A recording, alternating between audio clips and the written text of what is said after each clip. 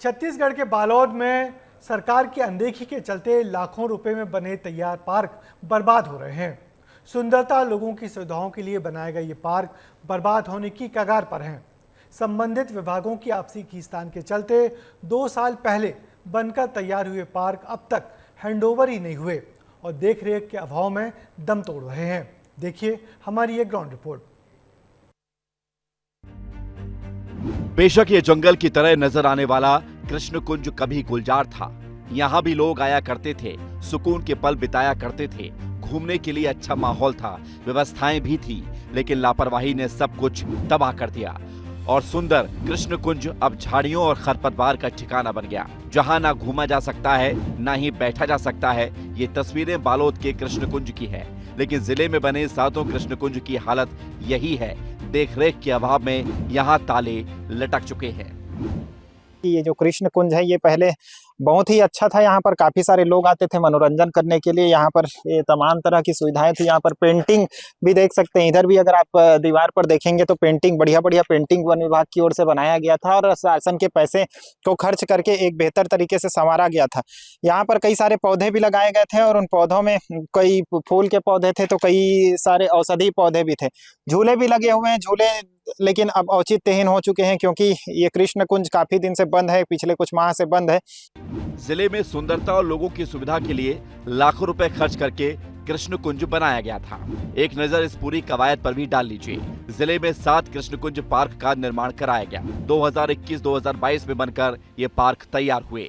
करीब 1 करोड़ 20 लाख रुपए की लागत से इन्हें तैयार किया गया। बालोद में करीब 21 लाख रुपए की लागत से इन्हें तैयार किया गया।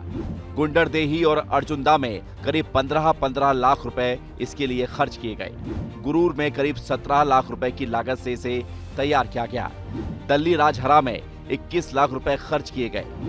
चिकलाक्सा के कृष्णकुंज की लागत 21 लाख रुपए है। बालोद में 19 लाख रुपए की लागत से यह पार्क बनकर तैयार हुआ।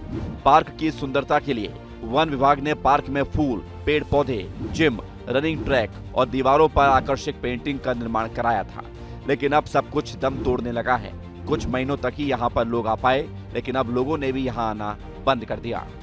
1.5 साल पहले मैं आया था तो बहुत अच्छी स्थिति थी, बहुत लोग आते थे और अभी तो बहुत खराब स्थिति है। बहुत घास वास जग गया है। बहुत कम लोग आते हैं, गिने चुने 2-4 लोग आते हैं और जो पहले आते थे वो लोग आजकल पर्यावरण पार्क में जाते हैं। मेंटेनेंस नहीं होने के कारण ही बहुत बढ़ गया था। जो वॉकिंग जो वो है पाथ बनाए हैं उसमें घास वास आ गया था, उसमें पानी में सुई थी तो आ जाता था, चलने में असुविधा होती थी। अब यहाँ तो कुछ ही लोग आते हैं। अब हम लोग जैसे तीनों हैं रेगुलर आते हैं हम लोग। दरअसल कृष्ण कुंज पार्कों की बदहाली के लिए विभागों की आपसी खींचतान भी जिम्मेदार है। वन विभाग का कहना है कि अब नगरपालिका इसका संचालन करेगी, लेकिन नगरपालिका ने अभी तक इसका हैंडओवर ही नहीं लिया, जबकि कलेक्टर भी इसके लिए पत्र लिख चुके हैं। वन विभाग द्वारा जो है जिला के जो डीएमएफ फंड के राशि से पूरे बालोद जिले में जो है वो कृष्ण कुंज तैयार किया गया है और तैयार होकर कार्य पूर्ण हो गए हैं। इसमें कलेक्टेड से भी जो है सीएमओ को पत्र जारी किया गया है कि उसको जो है हैंडओवर लिया जाए, तो इस कार्रवाई की प्रक्रिया भी प्रगति पर है।